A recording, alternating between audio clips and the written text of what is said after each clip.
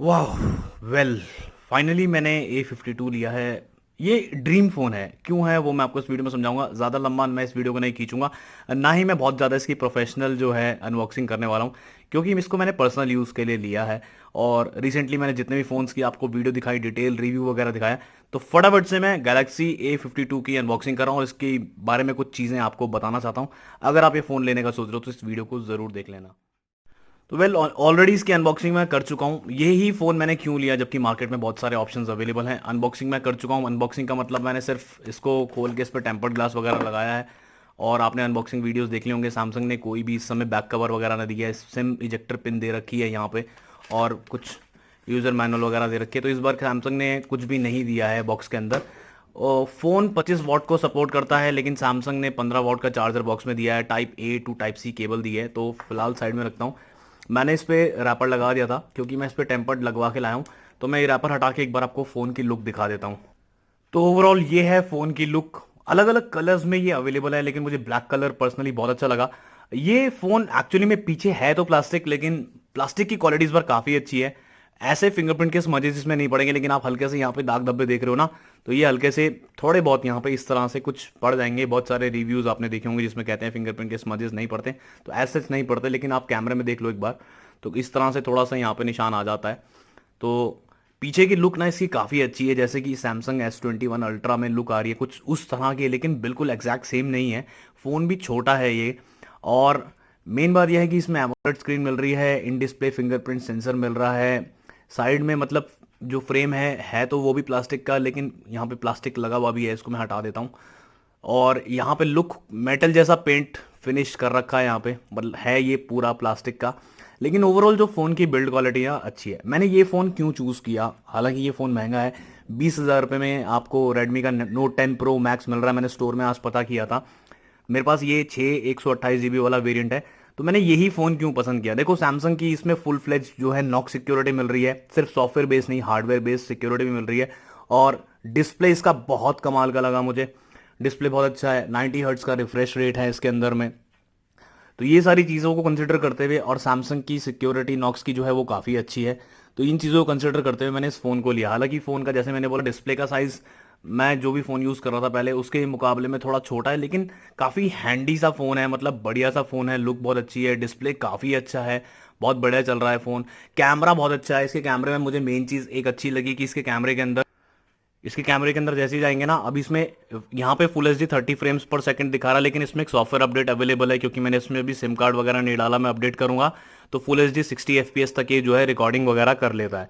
अच्छा, मुझे यहाँ पे अच्छी चीज़ क्या लगी, अगर मैं यहाँ मोर में जाता हूँ ना कैमरा में, तो यहाँ पे प्रो वीडियो का ऑप्शन मिल जाता है, जो कि मतलब और इस प्राइस सेगमेंट में हमें नहीं मिलता। और इसमें और अच्छा क्या है, 64 मेगापिक्सल का जो कैमरा है वो OIS के साथ में आ रहा है। इस प्राइस पे OIS के साथ में आना मतलब इम्पॉसिबल सा है। तो सैमसंग ने इसमें बहुत अच्छे अच्छे फीचर्स दिए हैं, जैसे कि OIS दे दिया है कैमरे में, ठीक है।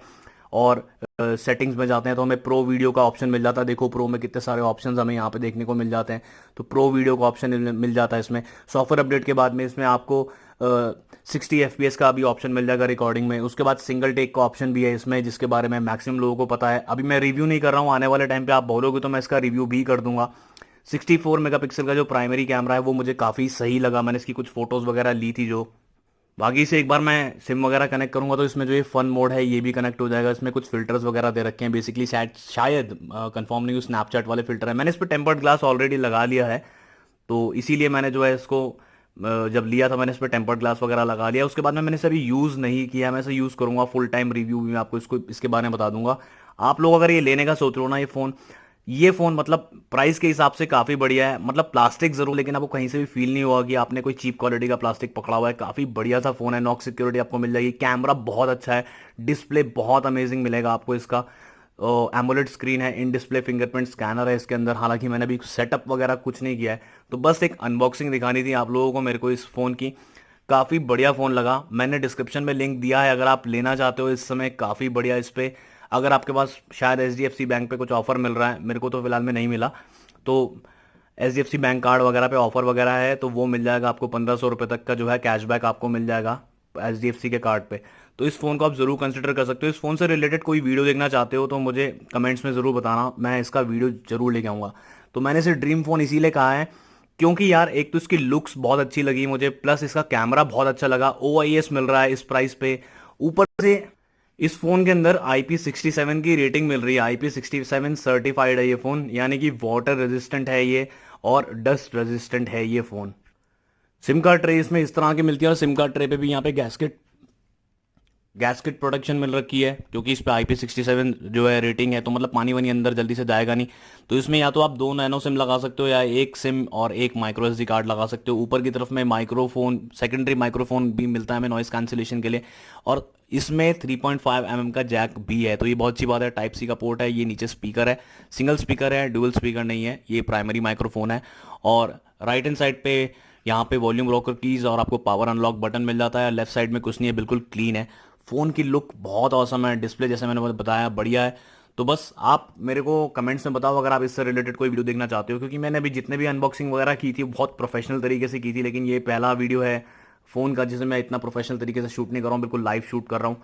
और बस एक्साइटमेंट है, इस फ़ोन को एक बार मैं चेक करूँगा और जैसा भी मेरे को इसका परफॉर्मेंस मिलेगा तो मैं एक लॉन्ग टर्म रिव्यू ज़रूर आप लोगों के साथ में इस फ़ोन का शेयर करूँगा। बाकी कोई और वीडियो इसके रिलेटेड आप जानना चाहते हो तो मुझे कमेंट्स में ज़रूर बताना। साथ ही में मैंने इसका एक बैक कवर भी लिया है, वो भी दिखा देता हूँ। तो ये बेसिक सा बैक कवर है, ये भी अमेजोन पे मिल जाएगा, मैंने डिस्क्रिप्शन में लिंक दे दिया है दोनों का, फ़ोन का भी और बैक कवर का भी। चेकआउट कर सकते हैं करना चाहो तो। ये बैक कवर फिलहाल में इस तरह का मुझे सही लगता है, तो यही बैक कवर मैं इस पर यूज़ करने वाला हूँ। और बस इसी वीडियो में बस इतना ही बोलना चाहता हूँ। बाकी मैं अगले वीडियो में, जैसे मैं हमेशा आपको कमाल के नए नए गैजेट्स दिखाता हूँ, तो वो कंटिन्यू रहेंगे उस तरह के वीडियोस। और नेक्स्ट वीडियो में मिलता हूँ कुछ और कमाल के गैजेट्स के साथ में, कुछ नई टेक के साथ में। और बाकी देखते हैं, इस फोन को थोड़ा चला चलूँगा क्योंकि भी मैंने इसको देखा नहीं है किस तरह से काम कर रहा है, मुझे इसके ज़्यादा फीचर्स के बारे में पता नहीं है। बस डिस्प्ले और कैमरा मैंने देखा, वो बहुत अच्छा लगा, वो आप लोगों के साथ मैंने शेयर कर दिया। बॉक्स के अंदर में आपको कोई एयरफोन वगैरह नहीं मिलेंगे, बॉक्स के अंदर आपको सिर्फ ये मिलने वाला है 15 वॉट का चार्जर, हालांकि फ़ोन 25 वॉट्स को सपोर्ट करता है। तो यही है बॉक्स का कंटेंट, बॉक्स में कुछ स्पेशल नहीं है, फ़ोन स्पेशल है। तो अगले वीडियो में मिलता हूँ फिर मैं कुछ और कमाल के गैजेट्स के साथ में। कमेंट्स में ज़रूर बताना ये फ़ोन आपको कैसा लगा।